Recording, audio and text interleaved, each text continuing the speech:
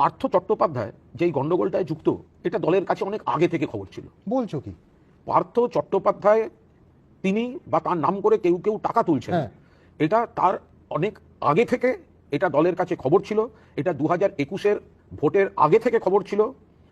সেই কারণেই মূলত পার্থ চট্টোপাধ্যায়কে শিক্ষা দপ্তর থেকে দেওয়া হয়নি, এবং সেই কারণে পার্থ চট্টোপাধ্যায় ক্ষিপ্ত হয়ে গেছিলেন। কিন্তু এই ঘটনাগুলো দল তাহলে বাড়তে দিল কেন?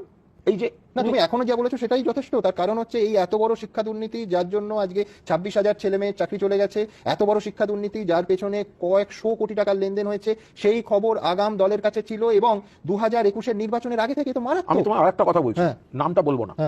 আমি তখন জেলে, আমি জেলে বসে আছি, প্রেসিডেন্সি জেলে। বেশ, এক অফিসার আর একজন মানে অর্ডারকে নিয়ে এলেন।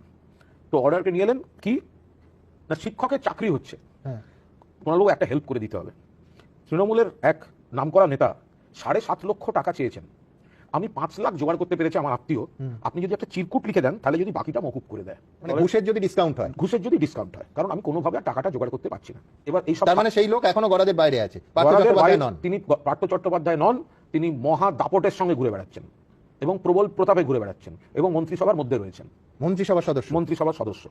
কেউ না কেউ তো অন্যায় করেছে, কেউ না কেউ অন্যায় করেছে, চাকরি পেয়েছে, কিন্তু বাকিদের একটা ভয়ঙ্কর কষ্টের মধ্যে পড়ে গেছে। একদম আমার কোথাও মনে হচ্ছে বিরোধীরা জট পাকিয়েছে, অমুক হয়েছে তমুক হয়েছে, সব ঠিক, কিন্তু চুরি ডাকাতি যখন এখান থেকে হয়ে লন্ডভন্ডটা হয়েছে, আমাদের কোনো কোনো ব্যক্তি, তারা প্রশাসনে থাকুন বা কোনো কোনো ডিপার্টমেন্টে থাকুন, এসএসসি হোক বা এসএসসির অভিভাবকরা হোক, তারা যদি একটু সদিচ্ছা দেখিয়ে এই ছেলেমেয়েগুলির সঙ্গে বসতেন, আজ এই প্রবলেম সলভ হয়ে যেত। 13 থেকে 16-র মধ্যে তুমি জেলের মধ্যে বসে তোমার ঘুষের ডিসকাউন্টের অ্যাপিল পাচ্ছ, অর্থাৎ তখন এই বেআইনি পথে সমস্ত রিক্রুটমেন্ট অর্থাৎ ঘুষ নিয়ে চাকরি দেওয়ার যে ট্রেন্ডটা, সেটা শুরু হয়ে গেছে, এবং তাতে একেবারে রাজ্যের মন্ত্রী যুক্ত, যিনি এখনো রাজ্যের মন্ত্রী আছেন, এখনো রাজ্যের মন্ত্রী, সম্ভবত 16 সালটা এখনো তিনি রাজ্যের মন্ত্রী।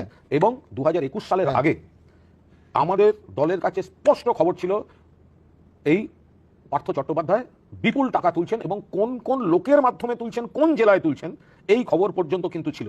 কিন্তু এর কোনো প্রশাসনিক বা অন্য কোনো ব্যবস্থা হয়নি।